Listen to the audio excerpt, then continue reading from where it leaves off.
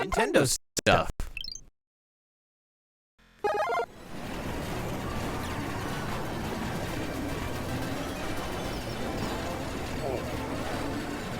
Nintendo stuff.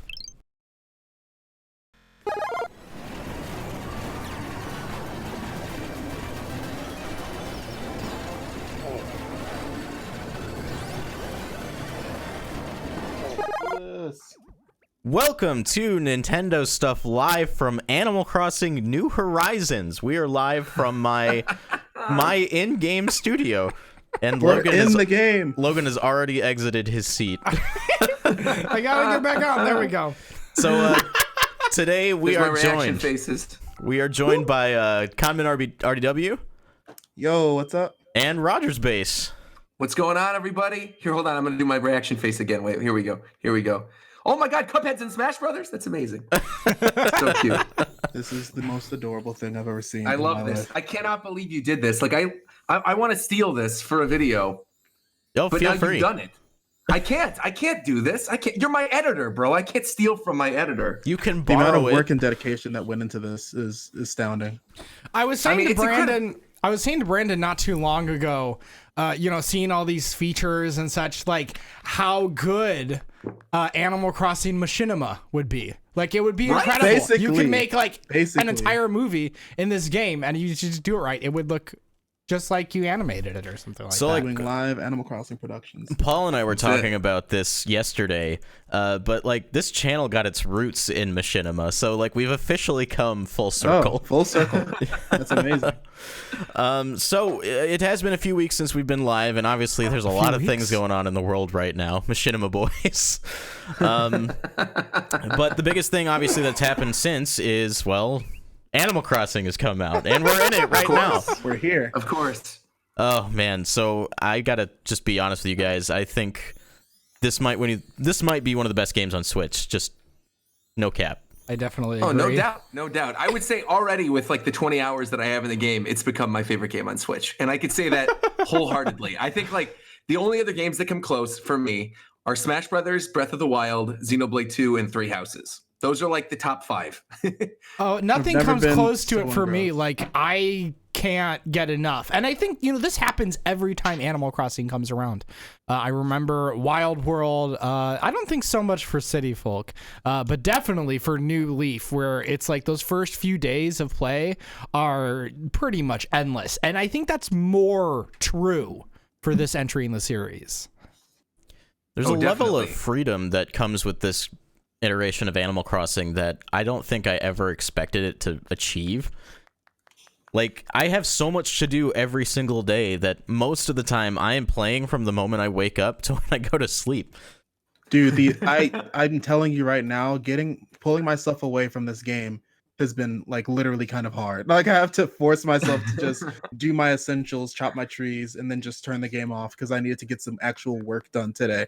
Like, I've never been so engrossed inside of an Animal Crossing game ever before, and this is perfect. So good. It really came out at the perfect time, right? Because Oh, we're all perfect self-quarantining, we're all staying inside, and like it's the one thing to play morning to night. You just sit down, you edit your patterns, you do your daily routines. It's glorious. Yeah, just vibe. Yeah, Catch some fish. just vibe. How did you get all those extra reactions, by the way, Brandon? He only I has only one have 4 of them extra. right now. I just got one extra one from a villager today. She just walked up to me and was like, "Hey, I got this new reaction for you." You want to learn how to yell at people's faces? Hold on, I gotta go run to the bathroom real quick. I'll be right back. Hold on. All right, cool. Good luck. I'll hold it down. I was just thinking, like, okay, so me and Brandon were talking before we were putting this on, and we were like, if this goes well and people like it, we might just do this for a while, right? Just Yeah. have Why like a not? whole series. Dude, literally, because we have this is so much this to has to talk be the about. We thing. have so much to talk about. Like, we're in day 5 now, me and Yeah. Brandon. So, Basically. we're being purish. We're not time traveling. Yeah, same here. And just like enjoying it as it comes, but like that leaves a lot of time to do a lot of different things, and here I am 10 hours a day throwing in, I don't know how many hours I have, and I'm scared to find out once that hour like limit unlocks. So I'm not so much worried about that because, like, we're under quarantine right now. We're in self-shut-in here in Illinois. Of course. So it's like we have nothing else better to do anyway. So I'm just going to let myself go and live my life in Animal Crossing for a few weeks. That's kind of how I feel right now, too. I mean, same here. We're under mandatory lockdown in California, and so there's literally no other option. I couldn't go anywhere. I have videos to record and stuff, obviously, and I have been, and there's other games to play, but like, I don't want to play anything other than Animal Crossing. Like, I literally just got the special edition of My Hero Wants Justice 2 and Persona 5 Scramble, and Pirate Warriors 4 comes out next week. And I had a preview of Sakura Wars. So it's like there's lots of games that are out, but nothing really has kept my attention in the same way Animal Crossing has. And I knew this was going to happen the second they announced this game. It's like I spent, I think, 1,800 hours in New Leaf. Oh my goodness. When all the time was clocked in. I mean, it was probably the most time I've ever spent on one single video game. And so I already know just a couple days into this, I'm eventually going to surpass that. I mean, I play my Switch more often than I used to play my 3DS. So it's a problem. Oh, that's crazy. I mean, the only Animal Crossing game before this I ever got invested in was New Leaf, and I've already like played way more of this game than New Leaf. Not in total, but just like in general. Because like New Leaf, I'd spend like an hour or two a day maybe playing the game. Yeah. But here with New Horizons, they've really like streamlined the opening days of the game. Like, there's always something to do. There's, like, resource management, so you're chopping your trees, doing stuff like that. And I never feel like I don't have anything to do, and I did feel like that in New Leaf. Yeah, I think it was weird. The first day, I wasn't sure how I felt about the Nook Miles thing and the crafting features. And now that I'm a couple days into it, I never want to go back. Like, I actually really like it this way Dude, because the then it Nook feels Miles- rewarding.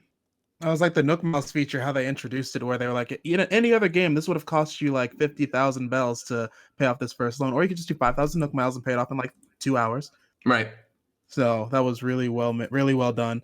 I actually saw on Twitter somehow Mighty Keith, he like skimmed that whole explanation and just did the bell loan in the beginning. I'm like, I don't know how you did that, but Man, like I love that specifically because I know for a lot of folks, the first day or two of Animal Crossing is typically what turns them off if they're not already a fan. yeah.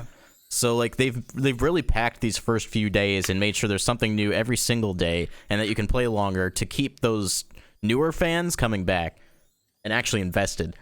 And it's worked for me. Well, I think the really amazing thing they did too is with that Nook Mile system, right? Where it feels like you're getting something with every little task that you've done. I think for me, I'm a longtime Animal Crossing fan. I liked picking weeds, right? I liked doing my daily fishing and picking all the fruit. But at the same time, for somebody who wasn't used to the series, who maybe got into it and they were like, wait, I have to do all these menial tasks. Now this actually gives them a reason to wake up every morning and do those tasks because you get Nook Miles, which then you could turn into tickets, which then you can go to the deserted island to get more stuff, to get more money to pay off your house. It's like, and you could really play it in a multitude of different ways. You don't necessarily have to go to the island and pay off your house right away. I mean, you could focus on decorating your island. You could focus on, making QR codes. Yeah. I mean, the game is literally whatever you want it to be. And I think that's the beauty of Animal Crossing. Yeah, for sure. One thing with like me and my girlfriend Aisha, like she decided to go for a lot of the hairstyles in the beginning with her Nook Miles, and then she was wondering how I got my pocket space so quick. And I was like, oh, it's because I invested in that. But you look cool. But I don't. I just have basic hair still. But it like depends on how you want to play the game. Like for sure that custom pro editor, like a lot of people have been a lot of mileage out of that already. I mean, look at this already. You know, we were talking about 3 houses when I came to visit in Chicago. It's like I already got Edelgard's outfit right here. Oh, I can't put it on during the show. Oh, I was gonna put on the different outfits to surprise you guys. I thought it was gonna be really cute. Never mind. I take that bit. Oh, I can't put it on while I'm visiting somebody. See, we need the developers to start giving us features to make this show better. Right. I hope you're watching. That being said, there's so many actions. Like right now, I love seeing like you guys like just sit on your phones. Like I'm not even looking at like my actual menu in my game. I'm just like pulling out my phone. I mean, because it's something that I would do during the podcast. Okay, I'm looking at my phone, making sure I got everything. Okay, Twitter. Okay, sweet. And so I'm looking forward to like all the different things. Like there's still so much progress to be had, you know, within this game. But even where we've come, I think, you know, we're on day 5, and Brandon mentioned earlier that this might be the most like chill day yet. Like we didn't really get anything new. Maybe you paid off your house the day before. There's a new villager that moved in, but pretty low key. And even if you go up to Tom Nook and you're like, what should I do? He goes, well, whatever you want to do. Like I don't really have anything for you to do. Right. So, you know, it's all about like, I think it's so interesting how they've paced this game and how like, okay, it keeps you interested for how many hours on the first day, and then you go on the second day and it just opens up that much more. Third day even more. Fourth day a little less, but still you already have so many other things that you could be doing. And now it's like, okay, they're kind of having us live with the things that they've given us. They're giving us time to just, okay, decorate your house or decorate your island or whatever you want to do. And it's funny because I don't feel like I'm in a rush to get to other places. Yeah, I'm sort of in the same boat. Normally I'm rushing to pay off my house, and today I have no desire to do that. I want to explore the museum. I want to see the new villagers. I'm going to be streaming Animal Crossing in a couple hours, and this is literally my first experience with the game today, and all this new stuff unlocked. So I think it's just going to be a chill day. Let's talk about that museum, please, because let me tell you, I've never gave a crap about that museum in any other Animal Crossing game. I've never really cared that much about the museum before because like I never really got like the Nook Miles, like you said, is an incentive for someone like me to actually go and get those fossils, get those butterflies, get those fish. One, because I get the miles for it, but also the museum is so nice now. I actually want to see it get populated with stuff. Like yesterday, me, Brandon, and Logan, and a whole bunch of other friends, we had like a mini field trip in the museum. Yeah, we really did. Really cool. We got some great pictures out of that too. Really great pictures. And like I'm looking forward to just getting the biggest fish that go inside of that first main tank. Like it looks so barren right now, but I'm like, there's something really disgusting gonna go in that tank, and I'm looking forward to seeing what it is. And I guess multiplayer isn't even something we've really mentioned yet, but I have had some of the most fun just like hanging out with my friends in Animal Crossing than I ever have before. Just the fact that 8 people can be together at one time makes the island feel really lively. Also, I underestimated how much fun like just being in the same room as somebody is, especially at this moment. Like right now, like I'm constantly thinking, okay, what am I going to say next? How can I correlate, that with the actions of my avatar in the game? Sure. Yeah, when I get this emotion wheel filled, that's going to be perfect for conversations in the game. Yeah, I feel like that's the other thing too, is that there's so much to unlock with like the emotion wheels and the different costumes that you can literally do whatever you want when you go to visit someone else's town. I've seen people doing hide and seek in the museum. I saw people doing hide and seek in their own towns. Man, I can't wait. My friends messaged me this morning, said they were played a game of tag in their town, and I was like, that is the lamest, cutest thing I've ever heard in my life. Is it as lame and as cute as what we're doing right now? I think this is better. This is actually amazing. If all podcasts were podcasts within the Animal Crossing world, I think the world would be a better place for it. And before NVC steals. You better not take this, Nintendo voice chat. I'm watching you. Casey DeFreitas follows me on Twitter. So yeah, I think the multiplayer is a lot more fun than it used to be, and they didn't even really change much of anything as far as the multiplayer goes, and that was one of the things I was really hoping for with New Horizons, was just like more overall interactivity. But honestly, just hanging out with my friends has been fun enough. Yeah. It's keeping us really connected during this incredibly stressful time in the country and the world. This game couldn't have come out a week later. Like this game came out the sweetest spot. Like the stars aligned perfectly. We can't even emphasize that enough. Like our self shut-in in Illinois got announced the day the game came out. Literally. Wow. We were like, oh yeah, we get to stay home and play Animal Crossing. I am curious though if it's affecting physical sales of the game at all. Right? It has to be. I mean, I was kind of on the edge of buying physical and buying digital, and it definitely didn't help. The fact that I'm like, oh, I have to go somewhere to pick it up. Right. And I'm like, okay. But then, like, there's the added aspect of, like, I'm going to put hundreds of hours into this game minimum. Right. Yeah. So having it on my Switch at all times and it just be my go-to game for my Switch, might be good just to have it there.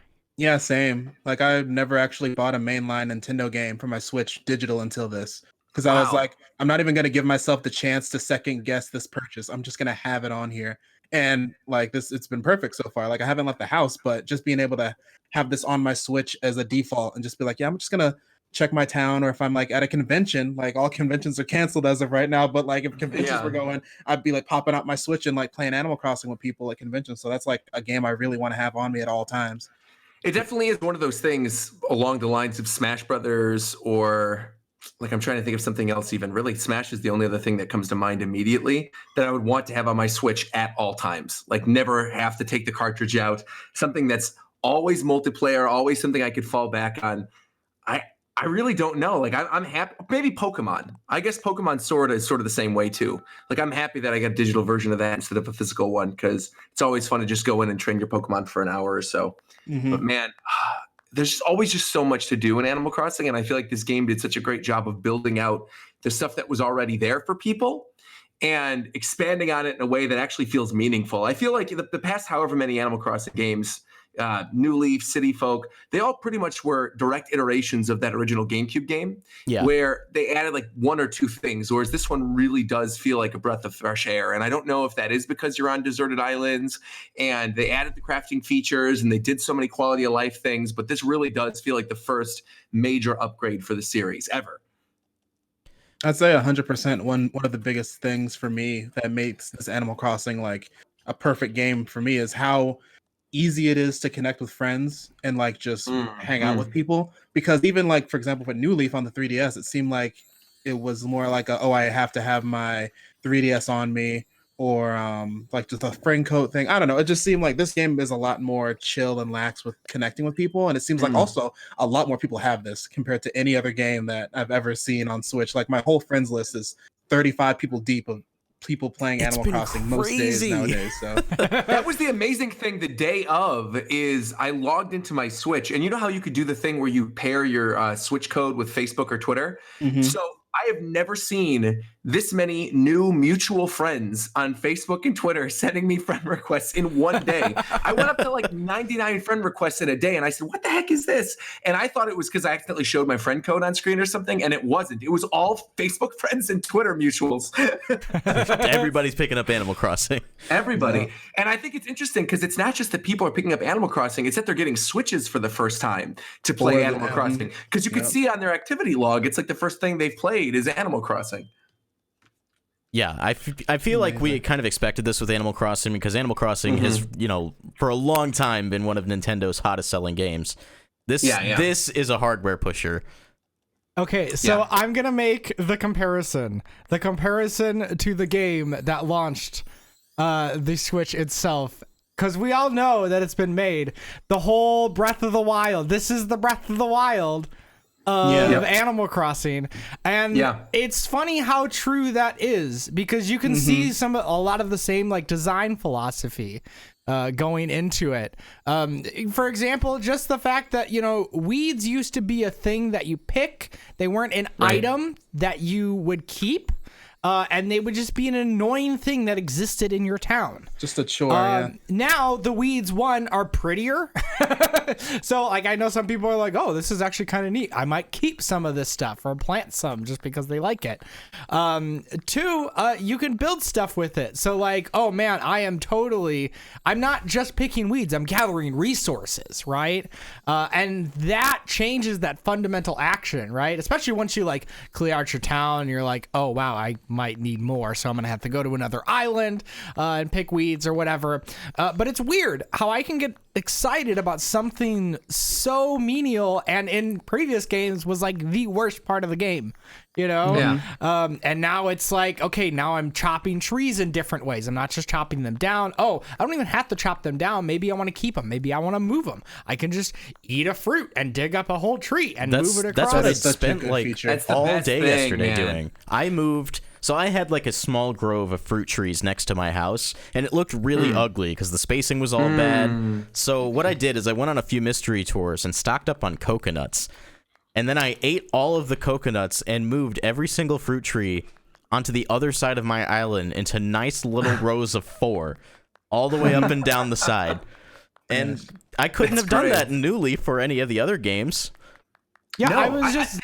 Go One ahead. thing I will say, though, because I've heard people talking about this, do not sell the whole trees because you will not make as much money as if you sell the individual fruit. Because I tried that once and they offered me way less money. So don't do that.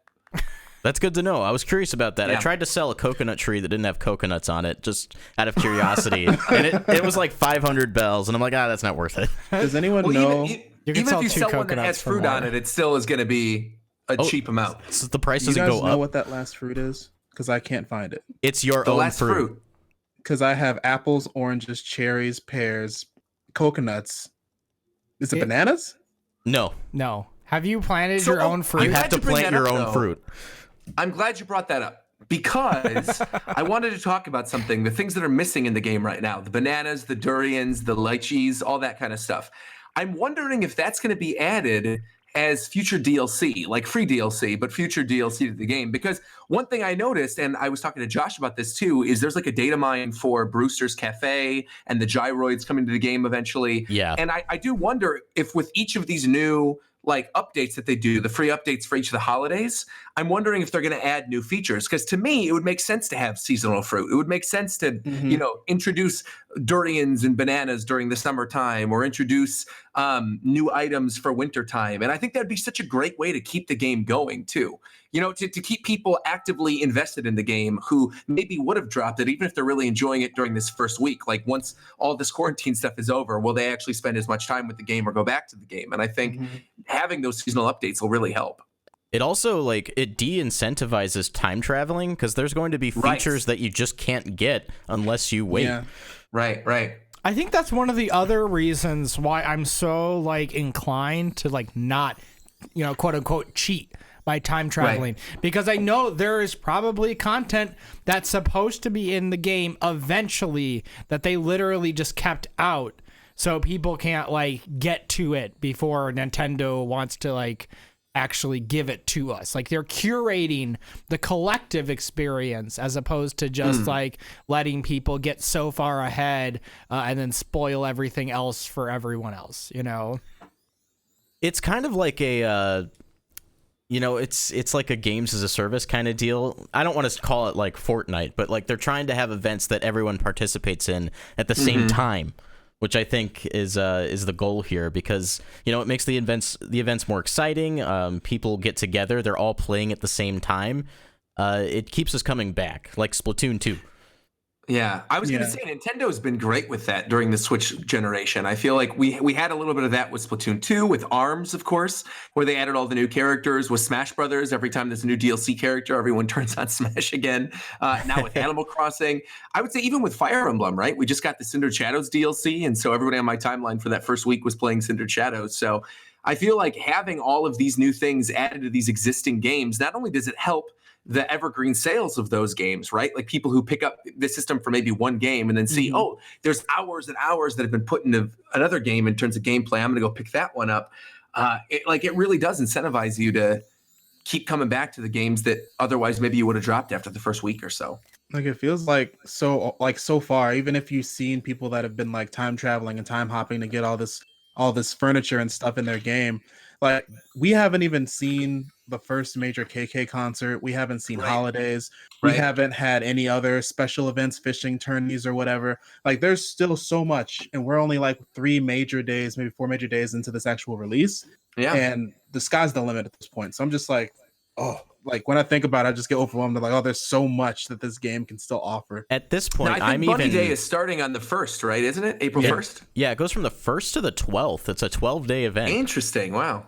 And part of that makes me feel like in coming years, these same holidays might have new features or just entirely new events tied to them, year over year. So Bunny Day this year might not be the same as Bunny Day next year or even the year after that. That'd be awesome. That'd be sick if one year it's Bunny Day and then next year it's Passover. That'd be awesome. That'd be so cool. Yeah, there's so much potential. That. Yeah. And correct me if I'm wrong, did New Leaf have multiplayer mini games online? Yes. It did. It did. Yeah. Okay. Like that island, didn't it? Mm-hmm. Oh, yeah, so we'll probably get some of that coming down the line. Yeah, I'm really curious. Oh, yeah. I'm always... This game has kept me guessing as to, how all this stuff is going to roll out, how the game is going to continue to expand, and expand in, what ways, right? What was I even talking about? You get new features for each, installment of, a particular thing. Right now, okay, Mabel will come to your town. She'll just set up a little, rug and umbrella, and she'll sell stuff to you. But, it's limited. There's not really anything else you can do. But I imagine once you get Able Sisters, all of a sudden, you can share, codes for your designs and all this other stuff. And so now my mind is just racing as to how everything else is going to expand. Yeah. It's honestly... I'm pretty sure that Captain's ship might end up using that dock, other than just a fishing dock. Probably. Yeah, most likely. I do wonder what that's going to be, though. If it's going to take you to another little deserted island, if you get specialty things, or if it's going to be like the island from New Leaf, where you meet Captain's family and you get the island furniture sets. It'd be cute. That'd be cool. Yeah, I mean, it could be a mini game island for all we know. There's a lot of potential. Like yesterday, a lot of us had Harvey show up at our town, and we got access to his photo island. So like, I got that yesterday. There's probably plenty more of that. Capping for ACNH. Yeah, this game has surprised me in so many ways, and I'm so happy that like I got this at launch, and I hope more people who haven't bought it pick it up, because like this is the time you want to be playing it, when everyone's online and like there's always people to hang out with. There's been a lot of fruit trading. I had all the fruit on the first day because all of my friends had the different fruits. So we just exchanged them. The only one I'm missing is oranges right now. I'm missing oranges. Well, we can make that happen. Do you have oranges outside your house right now? I'll go run out and get some oranges. They haven't grown yet, unfortunately, but the trees are there. They haven't grown yet? No. All right, I'll go look. I'm gonna go steal one of your trees real quick. Question that I've been wondering about, because I've been seeing this a lot since the game came out, and also like during people's streams. I know like you've probably gotten this question. If you had $1 for every question, people have been asking, so what is even Animal Crossing? Oh yeah. Like, what's the quickest answer you can give people that basically explains it, or do you have to just be like, look up a video? I literally just say The Sims but better is what I say. I say The Sims but better, and almost everybody has been like, okay, yeah, I get that. And obviously, it's very different from The Sims, right? You're hanging out with animals, and so much of it is like your daily routine of picking weeds and things. But that usually is the go-to answer, because I feel like if people like The Sims, they're gonna love Animal Crossing. Another big thing too is I think if you're a fan of Harvest Moon, this is totally your type of game. Mm-hmm. Yeah, no, absolutely. And I mean, there isn't really a game that fits exactly Animal Crossing's mold, besides Animal Crossing, of course. But yeah, I think Sims and Harvest Moon would probably be the closest that you could get to something like that. But like, if I were to describe this game, I would almost, I think I would want to say it's a game about just living your life, relaxing, enjoying the small things. The relaxation simulator? Yeah. I woke up the third day and my character's like, I paid off my home loan, and I'm like half a second. The debt payment simulator. It's also been fun too. You were talking about Harvey. The other fun thing too is they added Daisy May yesterday for a lot of people too, with the turnips. Oh, man. God, I love her. Now my Discord is like nothing but people sharing turnip prices in their town.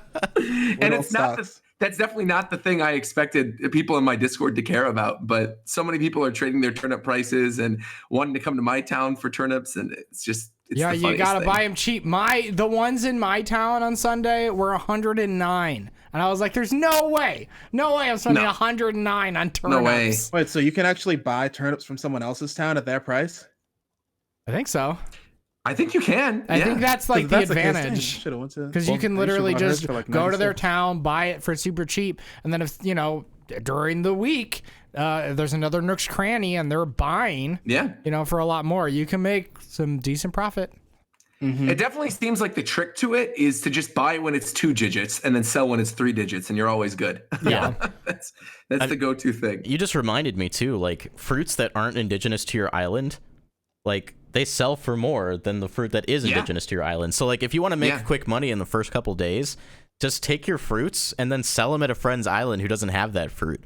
That's it. Yeah, I have like 60 peaches. I literally just go to the open gates for whoever's open, and I walk in their town, I sell my fruits, and then I leave. I think I have about like 60 peaches just sitting like in my storage that I'm like waiting to sell.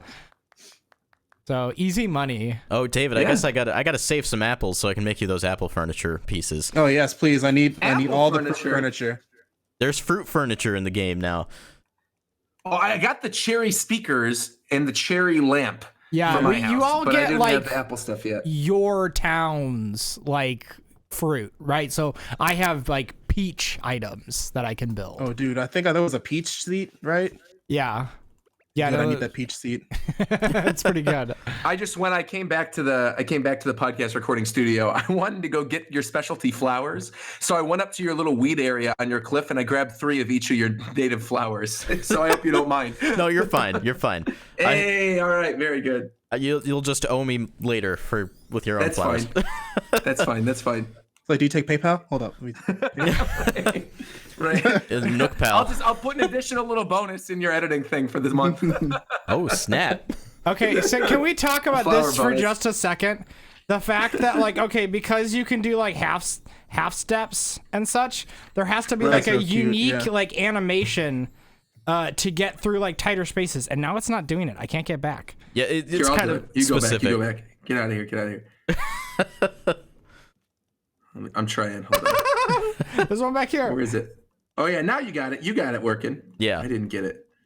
I was able to go the other way, but I can't go back that way. Have some more coffee. You like squeezing between the. Is it mic? No. Okay, never mind. I found that coffee, and then I found a mug, which also had coffee in it. See, when I was designing this room, like initially I set it up for 3 because like I was worried about making sure everyone could actually get to their seats because of this whole thing. Sure. Like when I have those 2 microphones next to each other, because I actually have 3, I couldn't squeeze through, and since you can't move furniture while friends are over, I was like, this has to be ready. You're like, uh-oh. Well, the thing is, you can jump. So, like, where Logan is, he's kind of trapped inside right now. But if the 2 of us, like, if me and Conrad, like, if we're able to move over to the side, right? Well, actually, hold on. Like, give me a sec. Wait. So, like, watch, Logan. Come here real quick. Oh, hold on, wait. So, like, hold on, wait. I'm hanging out with David real quick. All right, so me and David in the corner. So, like, if you walk through my chair, can you scoot over from my chair to the other chair? So, like, sit on my chair real quick. That's a good question. Because I know you could do that in the old games. You could scoot onto the chair next to you. Let me see if I can rotate. Try it. I'm trying to. Oh no, you just get stuck? Yeah, I think you just get stuck. I don't think you can go from chair to chair. Like if you have like. Got it. Yeah, it's weird. Oh, I got through it that time. I think it may have been because we were sitting there. No, I think it might be because of my controller. I mean, also we'll talk about how this mouth is the best mouth. Yeah. Do we all have this mouth? Wait, how did you get the Animal Crossing villager posters? Is that from Amiibos? Yeah. Oh, no. Yeah, so you go to Harvey's Island and then you use the Amiibos and then you get access to the posters. Like I went there earlier and just dropped KK in because best character. Of course. And afterwards I was like, that's what they told me, and so I think I'm gonna get a KK poster later. That is so cool. I can't get it consistently. I think it is because David's sitting there. Oh, it's because I'm sitting down. Yeah, so if he gets up and moves, then you can go through. There you go. Takes all right, we're back. We did it. Yeah. So yeah, that's the kind of stuff I had to think about to make this happen. This is very insane. Like if this is just your front room, like I like to see what you do with the rest of your house. Yeah, initially this was going to be my bedroom, but then I decided, you know what? I can make a podcast studio. Yeah, I can make it a podcast studio. I can make my wall pattern that's in my actual house, and then I started making all the posters I actually have hanging up, and I was like, I can make the bookshelves too. Scary accurate, actually. And then suddenly I had my studio in my Animal Crossing home. Same Fisher Price chairs in the living room. That's so funny. Even the Nintendo stuff logo, like yeah, I had what are that. the odds? That's really cool, bro. That's so good. Now, how did you make that? Did you do it in a QR maker online, or did you just go like paint by numbers and actually do it yourself? No, I used a converter. That's how I got all these other posters too. That's why everything's a little bit off. Yeah, only so much resolution. Like if if you look behind the pro wrestler, that's actually a picture of Battlefield from Ultimate. Battleground, I was gonna say from Smash Brothers. I could see that. Since I have terrible vision, I usually just look at them without my glasses, and I'm like, "Oh, that's so beautiful." Then I put it on. Oh, what is that? Also, I want to say one thing. I don't know if we're gonna get a downloadable character in Smash Bros for the new Fighter Pass from Animal Crossing, but if we get a new Animal Crossing stage as DLC, dude, the Dodo Airlines plane, when you're going over the town and you get that like aerial bird's eye view of the city, I can totally see them doing that as the next Animal Crossing stage. That's 100% what they're gonna do. Yeah, that would be perfect. I'd love it if you could see like the animals and the villagers like waving like they do in the game right now. The Passover. Yeah, that'd be so cute. Oh man. Also, I think it's funny. People have started designing parts of their town around the fact that like, okay, this is the area that people see when they fly into my town. They just put stuff on the ground. Sure. Yeah, so like you can just see stuff in that path. So if you like, actually put whatever you want there, you could, I don't know, put a message or... My wife actually did that. She made an alignment of flowers that spells out the word hi. Oh, that's cute. And then she boxed it in with fencing. It's really cute. Yeah. It's I would amazing love just to how somebody like just make that flight path the runway, like to make one long runway in their that's town. Oh, that'd be cool. Yeah. Sick. You know, that reminds me, like, one of the things when designing this room that I ran into, because like if you watch our show regularly on YouTube, you'll know that our podcast table is actually at a diagonal to the corner. So I was thinking, what if at some point we could have furniture and patterns be on diagonals as well? You know, give it that 8 directions instead of 4. Yeah, I would love that. also depending on, you know, the items that we get in these next few weeks, like you could evolve this setup. You know? Absolutely. Yeah. Oh, for sure. It's so funny. Last night I was like, all right, I gotta really make this look really nice. So I added the table, I put the coffee cup on it, and then Paul told me that he had a microphone in his town. Oh, I have a microphone. And I was like trying to get someone to send me microphones so I could put it in here. He sent it to me at like 3 o'clock in the morning. And then I mailed him some bells. Like those, no, I literally had it. I probably could have given it to you. I have like those old school radio microphones. I actually need to get some of these from you. Oh yeah, absolutely. Yeah, I gotta order these. Yeah, now everybody's gonna make their studios in their homes. Okay. Oh, Now that we're definitely talking will. about all this decorating, can I ask everybody a question? And the question is, what are some obviously like rooms that you're gonna make in your house? Brandon, you know, has I'll tell you talked right about. now. Okay. I know this already because it's been my basement for the past 3 Animal Crossing games. I always do a 1-to-1 recreation of Cracker Barrel. I always do the Cracker Barrel restaurant where you have the store on one side, like the old country store with the rocking chair and the gumball machines and everything, and then the actual kitchen in the back, and then the skillet with the pancake in it, and then the giant old country table with the oil lamp on it, and then eggs on the table. That's I've done that as my basement in every single Animal Crossing game since City Folk. Wow. And it's always looked good. I should pull up some pictures and send it to you guys on the Discord because I know there's some pictures that still exist. I had like Clay's picture on the mantle, and I had like I mean, really. And now that you can hang things on the wall, it's going to look even better. So Dude, I know I'm still going to do HD Cracker Barrel. That's crazy. yeah, HD Cracker Barrel, especially with the logo on the bottom, and like the little line, the Q line. That's going to be my basement. I had an Inception room in my New Leaf house, which was basically a top on one table in the corner, and the rest of the room was a 1-to-1 recreation of the opening scene of the movie Inception with the Japanese screens with water shooting out. And so I'm probably going to do that again too. And then I don't know, for the rest of my rooms, I'm still gonna like think about it over the course of the next couple of days. But definitely those 2 rooms are coming back. I'll interject here real quick before we move on and get somebody else's plans. But I love the fact that like people who have been playing Animal Crossing for quite some time, like I've been playing since the first entry, like there's rituals, like that Cracker Barrel ritual, like that's like fascinating to me. One of my favorites is that you know, we have a mutual friend, Joe, who's been on the podcast before.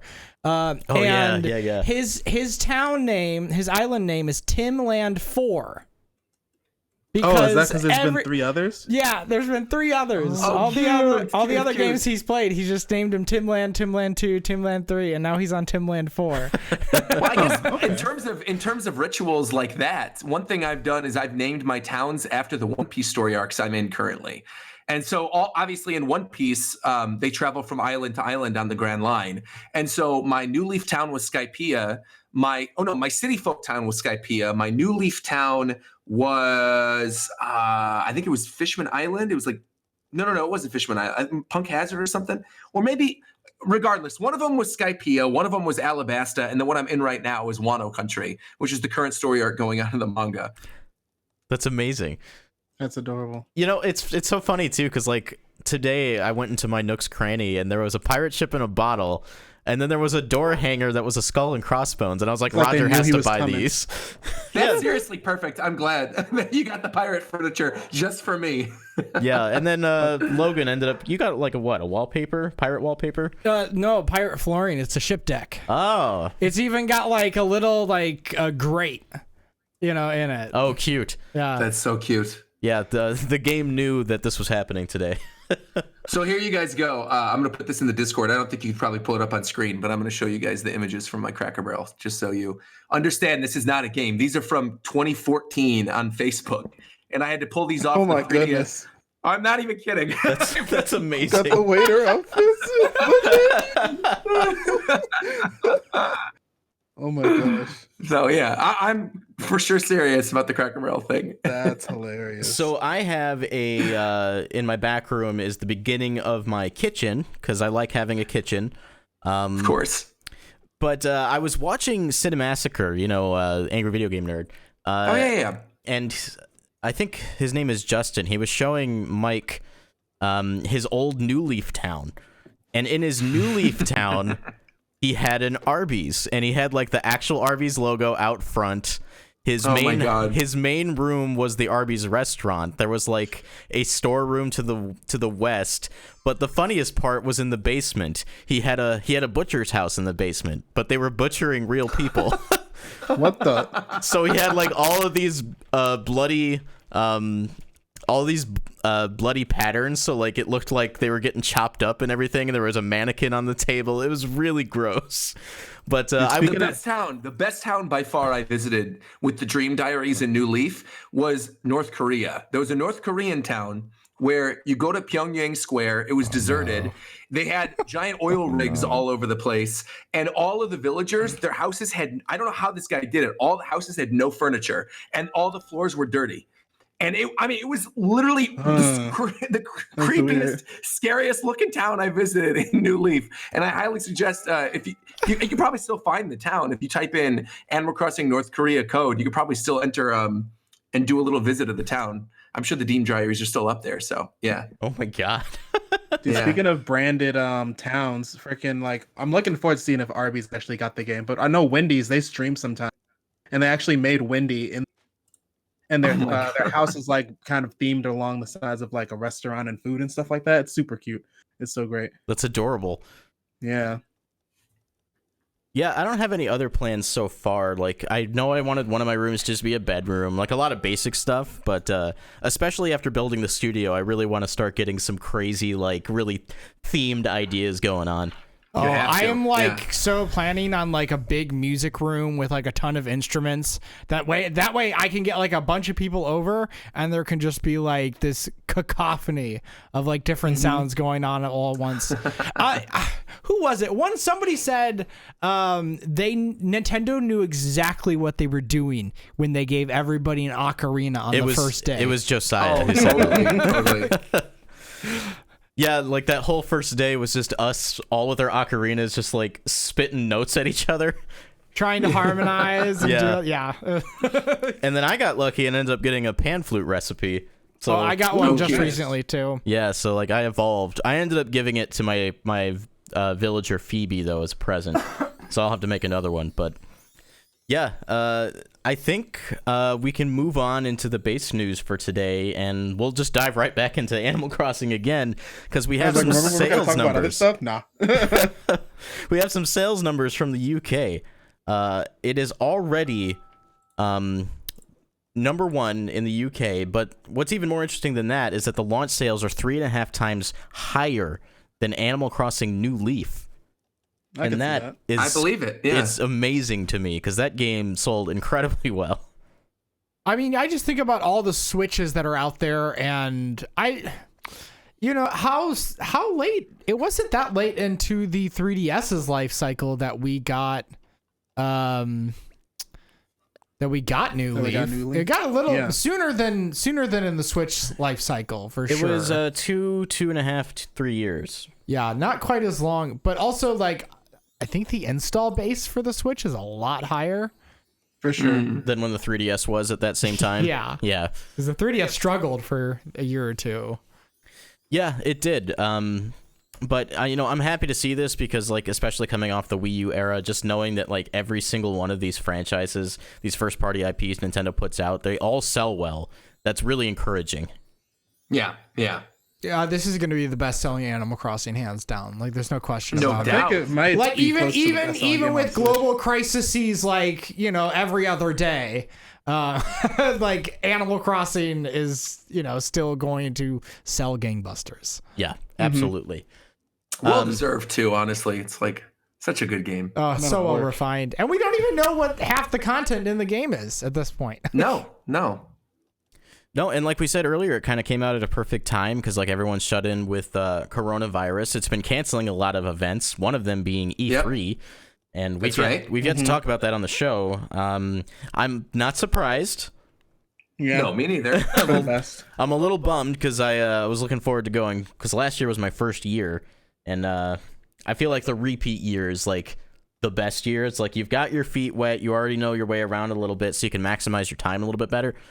But that said, like all of these events, all of the news is going to end up being digital now, and I feel like that's just going to be better, especially for content creators and publications.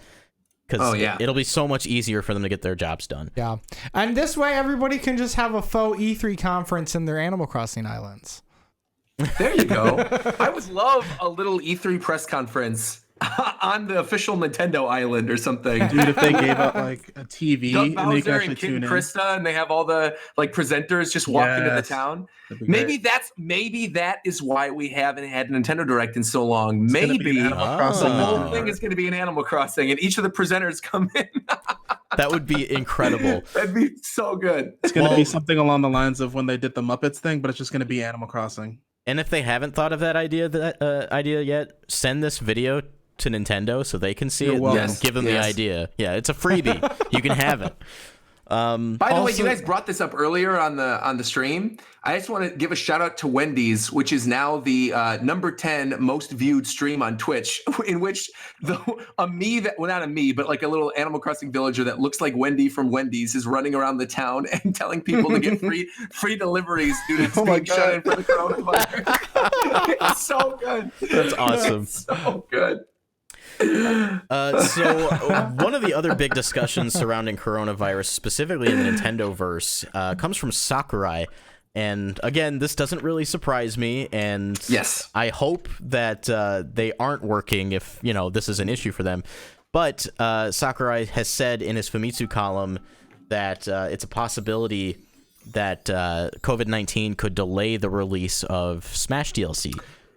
Yeah. And Push Dustin is the one who translated everything, and it was also mentioned that Nintendo might announce the new fighters anyway, and we'll just end up waiting longer for them. And I would not doubt if the next Nintendo Direct either opens or ends with the Smash reveal. Yeah, I just think when Sakurai made that, the way that I interpreted it was I think the character was probably supposed to come out in March. Like he was probably supposed to come out around this time. Oh, I see. That what ended up happening is he couldn't go film. You know how they do like the little Sakurai walks through the character live conferences where like he goes to the office and films it. I bet they couldn't film that in time. And so he's like, we're not going to release the character until I do that, but we're going to announce what the character is. And then I think that'll be in the next Direct. Yeah, that's kind of where my mind has been at. And if the character does come out, because like we have 6 characters coming at least by the end, what is it, December 2021? Next year, yeah. Yeah, end of next year. Yeah. So if we're getting, say, like if it's actually even, we'll get like 3 a year, and they'll have to come out every 4-ish months or so. And right around now would be prime time to keep on that schedule. Right. Yeah, it would seem like we'd get one in March, April, and then another one maybe like July, August, and then another one November, December, or like December, January. And that's perfect because that hits every one of their major directs every year. We have one direct in the first half of the year. We have the E3 direct in June, and then we have a direct around September, October. So like that's a Smash character in every direct for the next 2 years. Like that's gonna keep people watching, keep people excited. It's a perfect strategy. It's gonna keep my views up. I'm good. Yeah, sure. I got a job for the next 2 years. That's good. Here's your new reaction emote. There it is. There you go. That's right. To be honest, it probably also correlates with why the Nintendo Direct has been delayed so long too, because that most likely would have been in or around the tail end of that. So whenever all this gets fixed, then we'll probably have our Nintendo Direct, if not whenever the E3 one would have been. The more I think about this too, though, the more I think it was really smart that they waited until after Animal Crossing to do it. Because I feel like we got miniature directs for the games that needed them, right? We got mini directs for Pokemon and for Smash Brothers, but they wanted Animal Crossing to really be the main headline game for all of spring. And I think now that Animal Crossing's been out, if we end up getting a direct like at the end of this week or the end of next week, it would then make sense to announce everything that's going to be coming out in like late spring and then summer timeline, in addition to maybe announcing whatever their holiday game is going to be.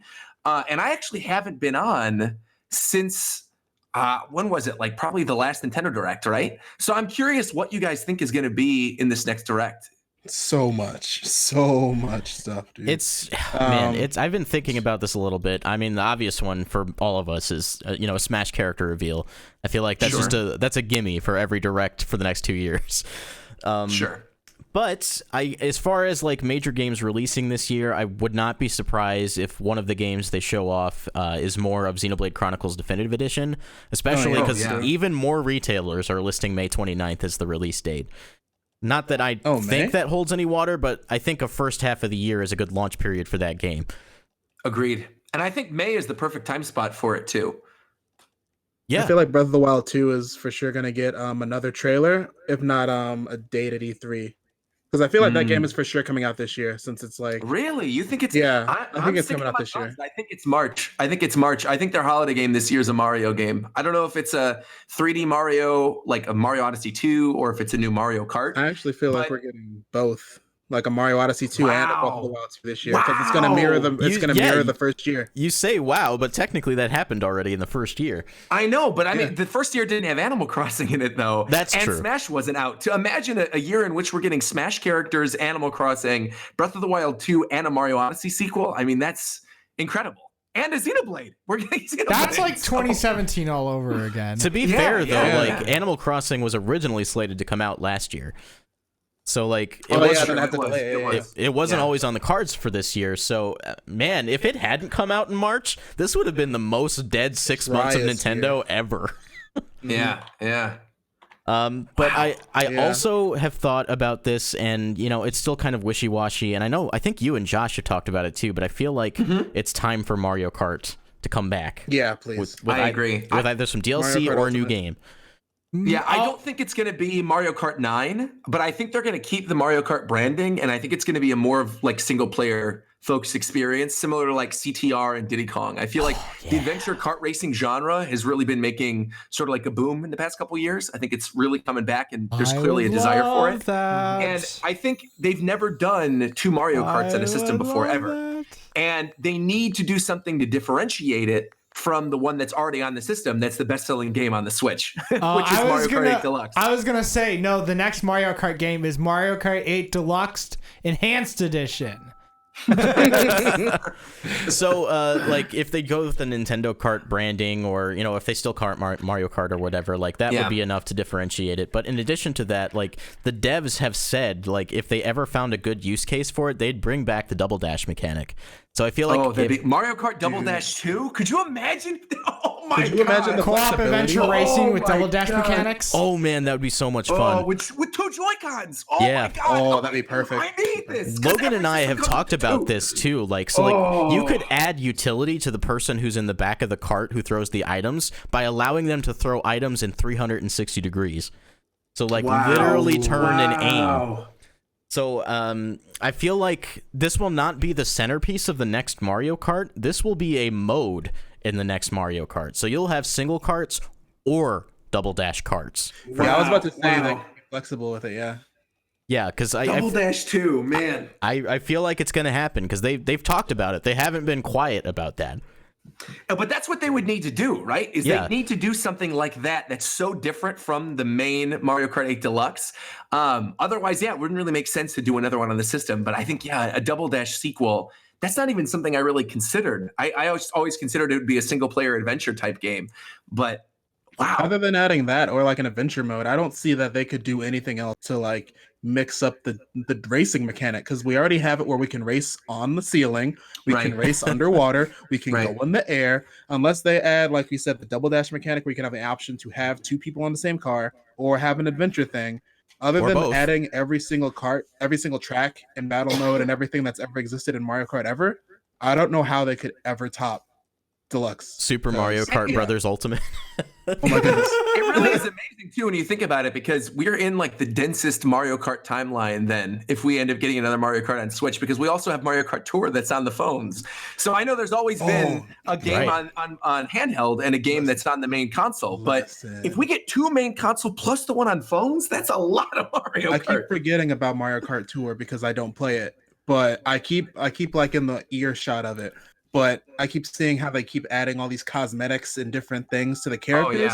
If they do not add that amount of customization to the actual mainline next game, I'm going to flip a table. So I'm going to tell you right now, I don't think they will. I think that's because so many of the costumes are tied to the gacha mechanics of the mobile game. Like that's such a big feature within mobile games is the special like seasonal costumes. So I don't think they'll necessarily do that. But if you think about all the things that have happened in the Mario fandom over the course of the last Mario Kart game, right? Because really the last one was Mario Kart 8.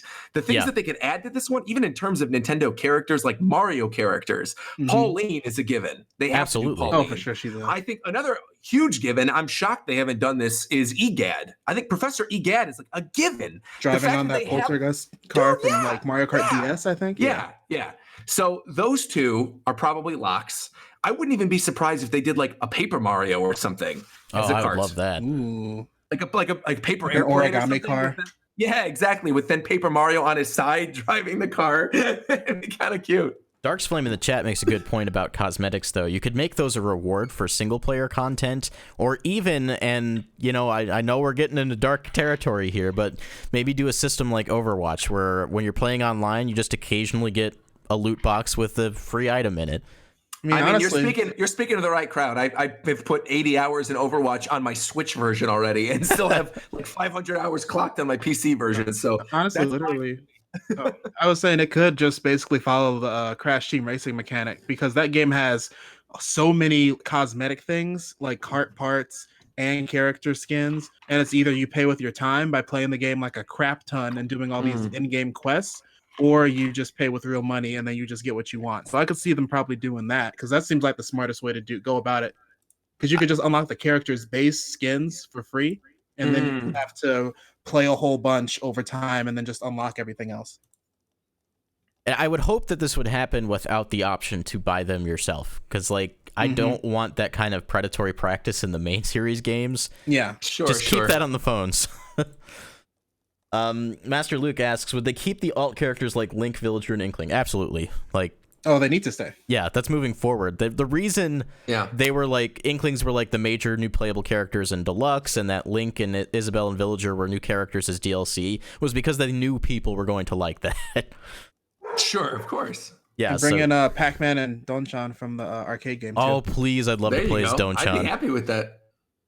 But yeah, in addition to that, and I know we're talking a lot of Mario, but we were playing Super Mario Party a couple days ago, and it just feels like, you know, it's been a couple years, and they used to be yearly, so why don't we do a biannual release and have a Super Mario Party 2 this year? I'd be cool with that. I feel like we need something to kind of fill in that party gap, because it's not like we have Wii Party anymore. Yeah, they could do Amiibo Festival too. Don't talk to me. also, I need a Super Mario Party where I can just play a full regular Mario Party board online. I don't know. Like I love playing in the same room with a bunch of friends. That's still just as good as it once was. But like, come on, like give me the option to do it online. I don't know. Maybe it's something with the mini games or something like that. But like, I mean, you can play mini games online, can't you? But it's just the mini games. It's not the full board. Yeah, there's a couple specific ones you can play online. There's 10 specific mini games you can play online. Why? Yeah. And the online in that game is terrible as it is. So like it runs badly, and they're just mini games. It's like the worst outcome. So yeah, I feel like that could probably happen this year. And another game that we played like a week ago was Splatoon 2. Oh, where's Splatoon 3? I don't want to say Splatoon 3 could also launch on the Switch, but I feel like Splatoon 3 could also launch on the Switch. It's for sure coming. Yeah. I'm gonna make a hard read right now about Splatoon. Oh, here it comes. It has been a while since we saw the like a new mobile game from Nintendo. And I think the next mobile game is going to be Splatoon. Like, I feel very, very strongly about that. I think it's going to be a top-down Clash of Clans type game, and I think it's going to be Splatoon. So like a I don't know kind of anything. like a turf war I'm just RTS saying, I think sim. that's what it's going to be. Yeah. I'd be down with that.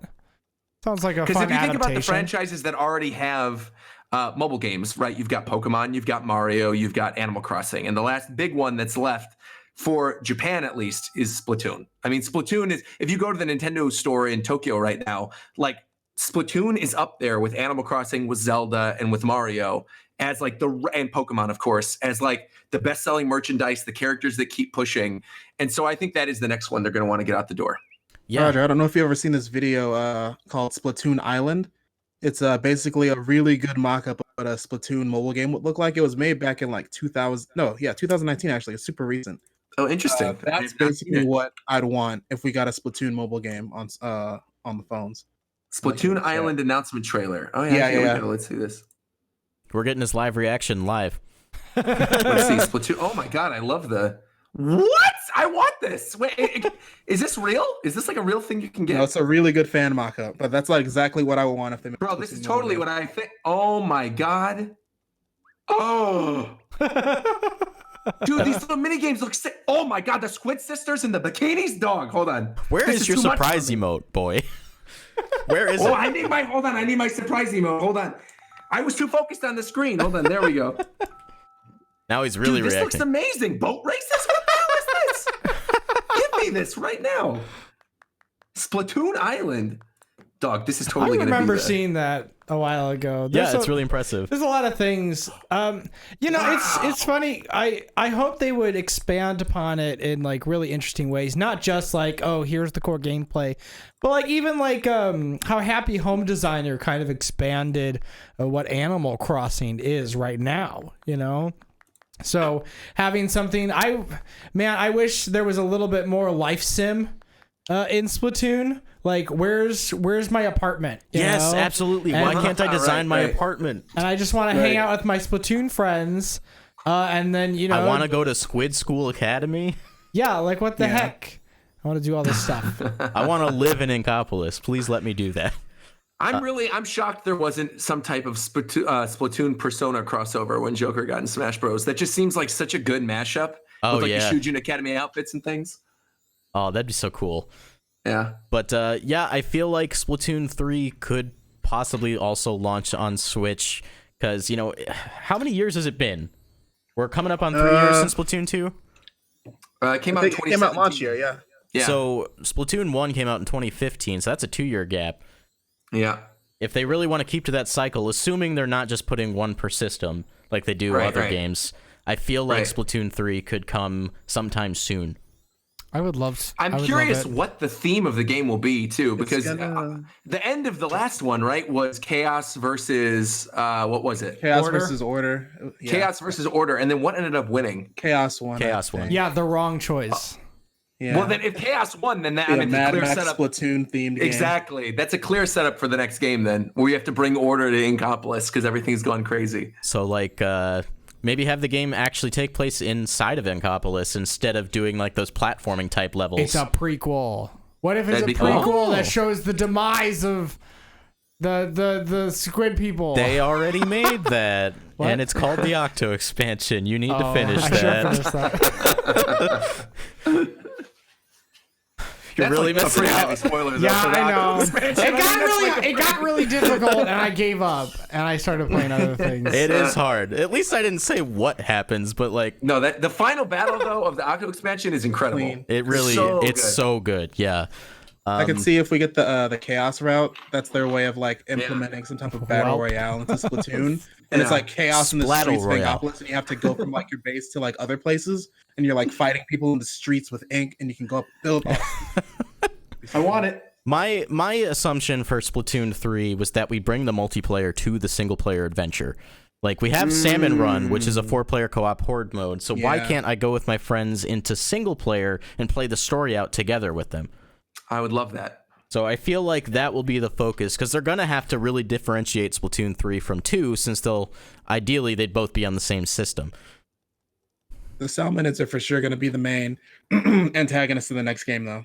They're gonna for sure enhance that idea. They're rising up because they're so mad after all the salmonids we killed. They can't do DJ Octavio 3 times in a row. Can't do that. That'd be cool to finally meet the bear that hires you to Oh, kill all the Grisco? salmonids. Yeah. It'd be cool to meet like the head of, maybe Grisco is like the main antagonist. Is that maybe Could DJ be. Octavio gets a new job working for Grisco, and then him and the bear have like some rap battle duel or something at the ending? That'd Oh be my sick. That God, you've been harvesting I'd love hasn't that. been eaten by him, but instead he's Yeah. been like building an army or something. Dude, that'd be sick. I love this game, man. See, want Splatoon that 3, we game. need it. We need it. That's it. Yeah. Are there any That other would sell gangbusters too. Are there any other reveals that we could see happening in the coming direct? I really think we're gonna get a trailer for Bayonetta 3. I think it's 100% now. yeah. Because we got all that platinum news, and I think we are going to get a Metroid, something Metroid. I don't know if it's going to be like, even if it's a 10-second teaser of what Retro's been working on for the past year and a half with Prime 4, we might get a teaser for that. Or I could honestly see that rumor being true about the 2D Metroid game being developed by the guys who did Samus Returns. Because Mercury Samus Returns Steam? did pretty Steam? well. And yeah, Mercury Steam did a good job with it. I think they really pulled off a great 2D Metroid experience. And so I'd love to see their hands at an actual console one.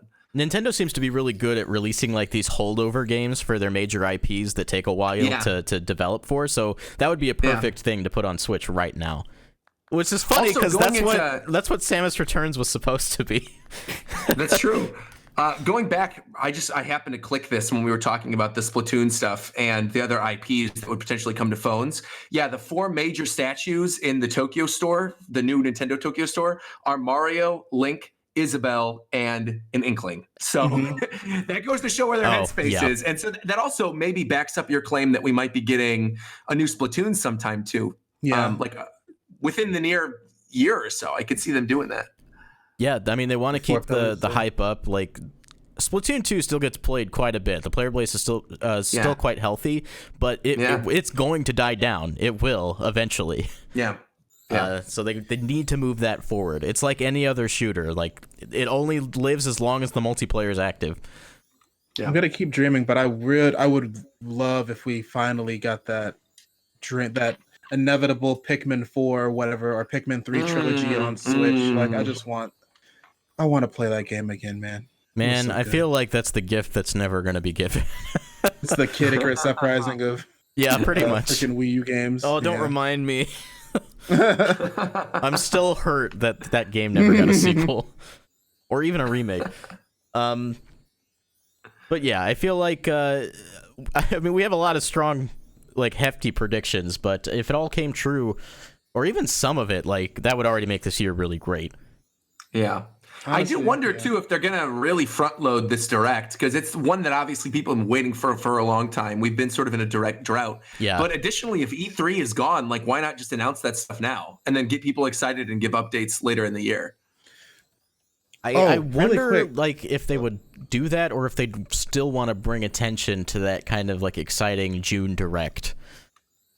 Well, I think people are going to watch regardless because there's going to be a Smash character. Like, I feel like, you know what I mean? I don't think that's all they need. They announce a Smash character and they're good. in my head, like, the way I look at it, it's like, it's even the year like Smash Ultimate was like really detailed at E3. Like, a lot of people were upset because like Smash was really it, and it's not like, and I'm not saying like it's gonna be bad if they announce everything in the March Direct and then have just updates in June, but perception is a really powerful human emotion or human thing, right?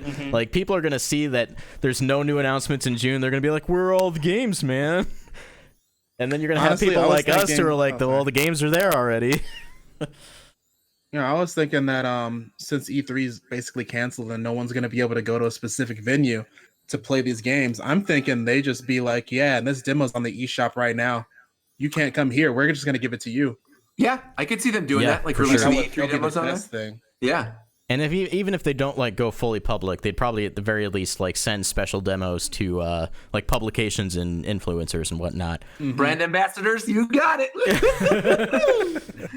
Basically, go to Roger's house to play all the cool stuff. That's right. That's right. But yeah, I feel like there's a lot of potential for this year, and I mean, obviously we say that every year, but it's year 3 of the Switch, and a lot of these franchises that have already come out, they can be refreshed. Give us a new entry. But we did actually have another presentation recently, and that was the Indie World Showcase. Yep.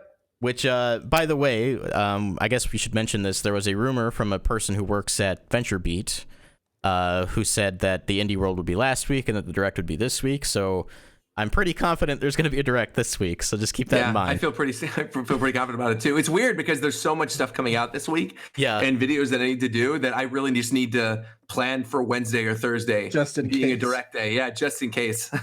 This will be a heavy week. Oh, man, I'm going to have so much work to do. You sure are. I literally just uploaded 2 of the VODs of my previous Animal Crossing streams to the folder. So you got lots of stuff to jump right into after this is done. Well, it's a good thing I don't have to go to my day job for a few weeks. That's right. Exactly. That's so nice of them, though, that they let you stay at home. I mean, that's great. Well, they didn't really have a choice, unfortunately. No, I know, but the fact that they're still paying you is good. Yes, yeah, absolutely. Yeah, it definitely helps me not stress out about money. Right. So, some of the games that were announced in this Indie World Showcase, we don't really need to go over all of them, but I do want to point out a few of them. Exit the Gungeon, obviously, is a big one, which is the sequel to Enter the Gungeon. But what's neat about this is it's actually a different genre. So, like, Enter the Gungeon's a top-down, like, roguelike game, where Exit the Dungeon is you're, like, going up an elevator, so it's 2D, and it's also only single-player. Enter the Gungeon was multiplayer. It's only single player. Huh? Yeah, so it's like it's a vertical scrolling 2D, action shoot 'em up type deal. And I think that's pretty neat because I think Enter the Gungeon's a pretty good game, and I'm excited for them to kind of keep that franchise going. I like what indie developers are doing, especially like Yacht Club Games, where they keep using their IP, but they're putting their IP in brand new games with different gameplay. Right. So, like, we don't just have Shovel Knight 2, we have Shovel Knight Dig, which is like I'm looking forward to that like one. a SteamWorld Dig kind of game. And then we also have the puzzle game from them that's coming out. And I feel like this is just another example of that. Any other games in this list that you guys are interested in?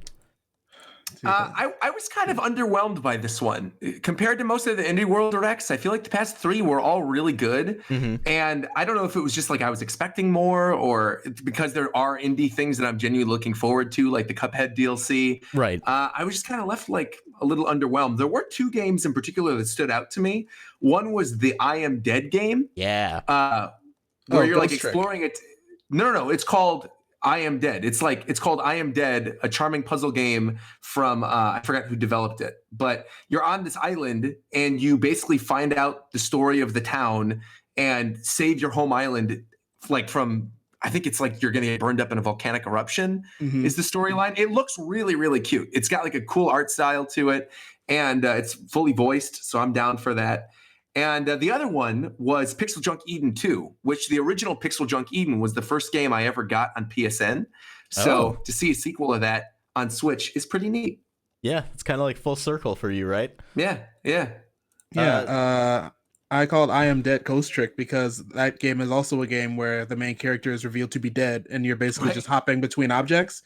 So I was like, oh, it's like Ghost Trick. So I was I like, thought that's you awesome. literally meant that there's a Ghost Trick too that got announced. I'm like, oh no, it's a it different makes me game. think of that. Oh, yeah. That game looks dope. Well, now it's a shame that there's not a Ghost Trick too. Yeah. Yeah. I don't know if you were going to talk about Baldo, Brandon, but that's the game that looks like a Studio Ghibli project. Yeah, it does. That game looks dope.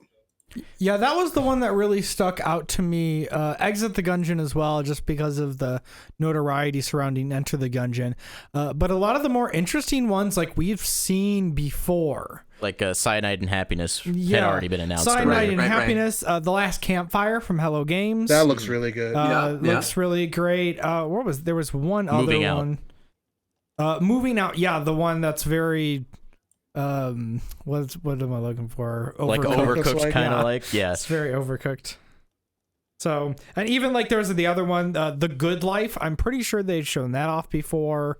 Yeah. So it's a lot of rehashing. Not that like they shouldn't, rehash some of this because some of it's been a while since they talked about it. But overall, like it was an indie world presentation, You kind of know what you're getting with an Indie World presentation. Like, it's never going to be anything that's, like, earth-shattering. Unless it's, like, Cadence of Hyrule. But that's not going to happen very often. And how Master Luke in the comments said Hollow Knight Silk Song. I expected to see that, actually. 'Cause Yeah, that game me is too. so thirsted for right now as an indie Yeah, title, so. yeah. But yeah, let it cook. Let it But cook. you got to look at this like these indie worlds are only going to have content when the indies themselves have content to share. So like Sure. so it's going to be a mixed bag every time. But that was Just give me that Cuphead DLC, man. That's what I want. It's Give me been more of the so Cuphead DLC. long. At this point, They that's going to be an announced it 2 E3 years announcement. ago. Yeah. Oh man, I need it. I need it. So the last like major thing that's happened in the last couple of weeks that I want us to talk about is Lego Mario. Lego Mario. Yes. Lego Mario looks super fun. I love that they've gamified it. Looks super Yeah. interesting, yeah. Yeah. I love that he has animated eyes and the little like panel on his chest. It's really cute. Can I get a Lego Mario figure in Animal Crossing? Ooh. Oh, that'd be great. Oh, I'd put it right on the bookshelf behind me and It would replace be the perfect. wrestler. It would be perfect. There Like you now go, there that you go. like Nintendo and Lego are like collaborating in this official capacity, like I'm thinking about like, okay, is there Lego content for some of these Nintendo games? Oh, that'd be Come so on. cool. I'm kind of shocked you weren't going in the direct I was gonna make a pun. I'm not gonna make the pun. I was gonna say that it's not going in the direction of a Lego Mario game. I mean, the Lego City games were popular on Nintendo platforms, Lego Star Wars, Lego Harry Potter, whatever. I could see them doing like a Lego Mario game. Oh my and God. even having it developed by the same people that developed Lego City Undercover. Because wasn't that originally a first-party game? I don't think so. They were just publishing It was a Wii U exclusive. It was that was only on published them, by yeah. But it was Nintendo. Wii U Yeah. exclusive, and Nintendo published it. Yeah. Yeah, it's So still the it's still precedent is TT there for them to work Games. together. Yeah. Okay. Yeah, it's still TT Games that's developing all like the Lego games. Though if they went with like a Lego Mario game, I'd like there to be more Mario, in addition to the Lego. So it'd be interesting to find the Sure. balance between like, the Lego formula that they've been kind of like working on for these, I don't know how many games at this point, since like the Lego Star Wars games really. And how they could like marry that with like, some of Nintendo's design. They could make something really cool, especially like, okay, they made this really cool Lego Mario set, which is very Lego and very Mario, and I love everything about it.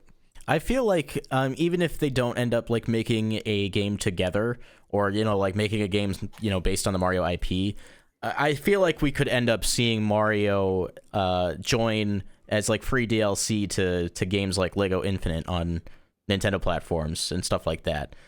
Maybe at least in the interim while a bigger project is being worked on. Because didn't Sonic get added to Lego He was Infinite? on Lego Dimensions. Yeah. Lego Dimensions. That's the one I was thinking of. Yeah. But that game is done, isn't it? Yeah, it's dead. That game is Yeah, dead they and stopped- gone, yeah. Stop making it. I feel like RIP. just throwing Nintendo in there automatically makes it a winning Would formula. revitalize it. Yeah. But It would yeah, be like with Starlink, but with Mario Lego. they've actually been working on Lego Mario for 5 years. Oh my goodness. That's how long it took them to kind of get down to this generalized concept. Wow. Yeah, and I can see why, because like it doesn't look like a Lego set to me. It looks like something entirely new.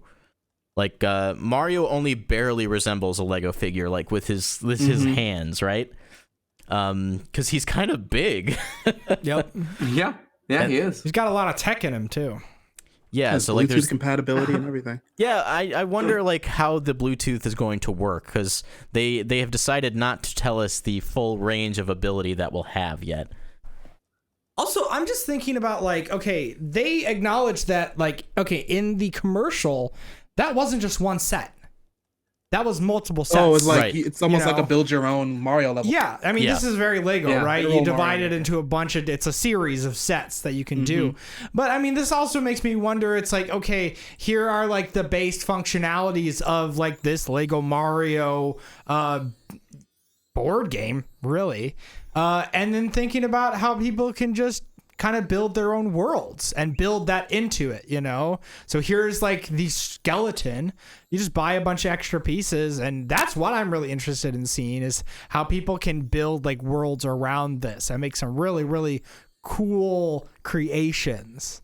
I mean, kind of like what we're doing here with Animal Crossing is we're just creating and doing something that's interesting that couldn't be done any other way. And now, okay, we get to do that with Lego Mario as well.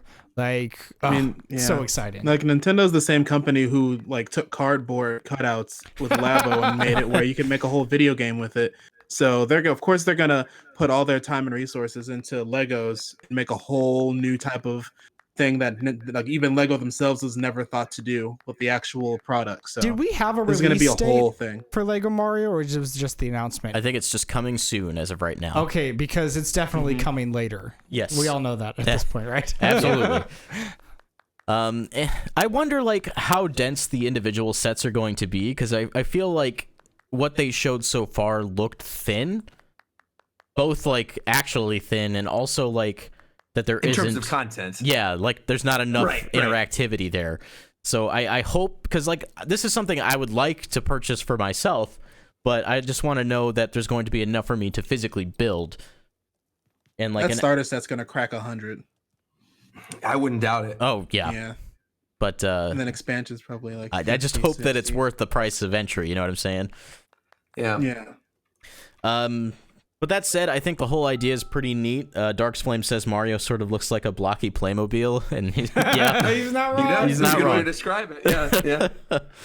So I'm looking forward to seeing more to come from that, and I imagine week after week we'll probably get a little bit of info here and there as we get closer to launch day for that. But I think, unless you guys have anything else, I think we've really pretty much done since it. We're talking about Mario crossovers. The Mario Levi set. Did you like that? I didn't even know this existed. Mario Levi set. Yeah, it was on Mario Day. They made an announcement that Super Mario and Levi were doing a crossover, and they announced a couple articles of clothing. I don't know if they ever revealed the rest of the line. Yeah, I'm not a fan. Yeah, that was exactly how I felt about it. No. Exactly how I felt. Who would wear this? I like subtle, I like subtle pop culture outfits. You know what I'm saying? Right. I don't want that vomit of Nintendo on a piece of clothing that Levi is making. Yeah. Some people were just like, yeah. The denim jacket is not terrible, but it's not great. Seems too simple. The other one is horrendous. I mean, looks really, really bad. I don't know what they were thinking. It feels like way too I don't want to say noisy. hipster and lazy, but it's like they're trying too hard to be hipster. Like this is way overstepping what would have looked nice. I'm looking at this. What is this? This denim jacket? Is that what we're looking at? Yeah. The only thing that I like is just the overalls, because they look like regular overalls. The only difference is there's coins coming out of the pockets on the back. That's cute. Yeah, that is cute. That's the only thing that looks good at this whole set. They haven't shown the whole line yet, so I'm hoping there's like less noisy stuff. But as of right now, I'm not impressed. I was really looking forward to like some nice subtle like Mario jeans or pants with like a patch on it or something. But this is way too much. Yeah. I mean, if they do have like some jeans with those coins on the pocket, I might. And I don't even think the art is new. Like it's old Nintendo art. Yeah, it's old stock. Yeah. I'm sticking with my Uniqlo Nintendo stuff. That's the best. Uniqlo Nintendo collab was so good too. Yeah, it's great. That stuff was good. That stuff was so Looks like good. some of these simpler things are okay. Like there's this one with like just Toad on it. It's a really small image of Toad, very very chill. But I mean that jacket's gaudy. That's like what it looks like. Some 13-year-old girl should be wearing that. Yeah. Is that what the target is? Slapping patches on it. Because if so, they're nailing it. This clearly isn't for like older Nintendo fans. Oh, yeah, this hoodie's good though. Which hoodie? The red one. Oh, I haven't seen this that one yet. Oh, see, yeah, that's nice and simple. That's nice. You got Nintendo down the arm. You got a little Mario, and it's a red hoodie. Yeah, that's good. See, in terms of like Mario shirts, I would say this one. I'm gonna try to put this in the Discord. This is the Mario Uniqlo shirt from last year. This actually looks really nice. Oh, I guess I can't download it. Never mind. Forget. Is that the one with like the 8-bit Mario and it like fills in the shirt? Yeah, that one's cool. That one's good. Or this one actually. This one I can pull. Is pretty nice too. It's just like it's mostly white, but it's like an off-white. It's not just like a standard white T-shirt, and it's got all these cute little versions of Donkey Kong and Peach and Mario and the Bullet Bills. And the best part is its original art. Exactly, it's stylized. One of the things from Levi's I like this this hoodie with Mario punching the block, or he's punching the E and the coin comes out. Yeah, that's cute. So I feel like the initial reveal or the image they used was not good because it gave a really bad impression of this collection. Yeah. There's even this jacket that just has a picture of Mario on the back, which looks fine. But yeah, overall, not great. Mixed bag. Definitely a mixed bag. Yeah. Go on Teespring and buy some. But you know where you can get good fashion. This has been a nice conversation, y'all. But I'm about to no. I'm about to head out. No. What are you doing? I was trying to bust on my fishing rod. I'll be like, I'm gonna go fishing, and I can't take a less fishing rod in the house. Oh yeah, you can't take out the tools. Well, I think that's going to wrap it up for us, guys. Thank you so much for tuning into this very experimental Nintendo Stuff podcast. I thought it was really cute. Do it again. Yeah, do it again. I'm glad you guys did, because I had a lot of fun getting all this ready and put together. So, Roger, why don't you tell us where we can find you online? Sure. You can find me at RogersBase on YouTube, on Twitter, on Twitch, and on Instagram. Oh, I guess I should be talking to the mic when I'm doing that. Mic. And I'm going to be streaming Animal Crossing in 30 minutes. So make sure to check me out on Twitch. Yeah, go tune into that. And David, where can we find you? Yeah, you guys can find me at ConMenRDW. That's ConMenRDW on YouTube, Twitch, and Facebook and Instagram. And also you can find me on Twitter at DaveedRDW. That's DaveeedRDW. And you can find me at Babababs, and you can find Logan at Loggy Doves. You can find us as a collective at Break Room Arcade. If you want to keep the conversation up with us, make sure to join our Discord server. There's a link to that in the description below. Like the video, subscribe to the YouTube channel, do all that fun stuff. If you're watching the video on YouTube, you can actually listen to us on podcast sources, literally any of them that you want. We're on everything. And if you're listening to this on podcast sources, you really missed out on a really cool video over on youtube.com/c/The Break Room Arcade. So make sure to tune in to the podcast when we stream them live. But with all that said, guys, we will see you next time. Don't break your backs, breaking the games, but for now, break time is over.